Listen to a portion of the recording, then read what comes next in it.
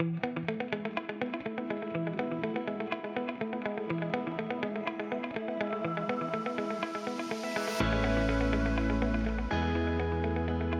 哋鳳溪第一小學咧個教育理念就係希望有一個全人嘅發展，讓學生咧喺品德培育啊、正向價值方面咧好嘅發展之外咧，喺學習啦、學術方面都能夠去均衡嘅發展嘅。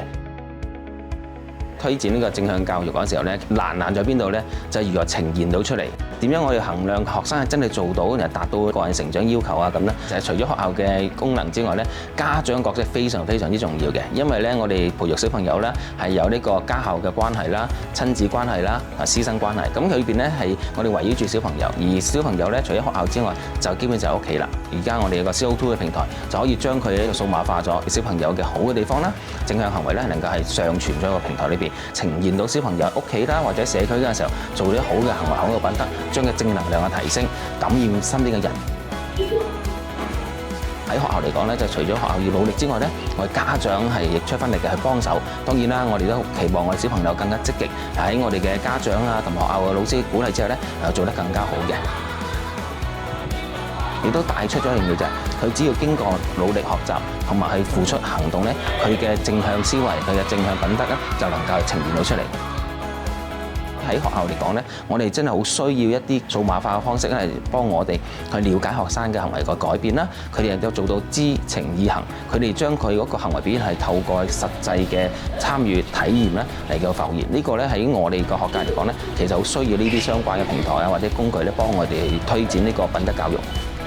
當然啦，我哋多咗呢個平台之後咧，咁直接個回饋咧就俾翻老師啦。當中咧，老師咧其實咧爭取多更多嘅空間去處理其他嘅學校事務，亦都令到佢哋更加專注喺啲課堂教學度，咁就幫助老師嘅一啲唔同嘅專業發展啦。而喺當中咧又攞到個數據，咁亦都評估翻咁學生喺呢方面嘅活動究竟做咗幾多。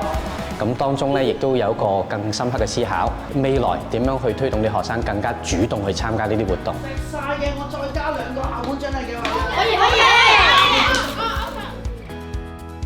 而幫咗學生改進之後咧，老師都覺得我能夠幫到學生改進，亦都係我嘅活動能夠設計成功，我哋都係可以咧幫到小朋友成長。呢個咧對於老師嚟講係一個好嘅成功感，亦都好嘅例子話俾老師聽得㗎喎！我做呢個活動咧係幫到學生咧不斷強化佢正向思維嘅，呢個我覺得係好嘅平台。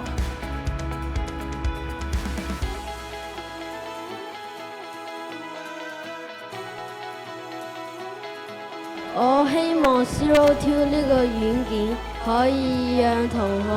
珍惜食物，堅持做運動。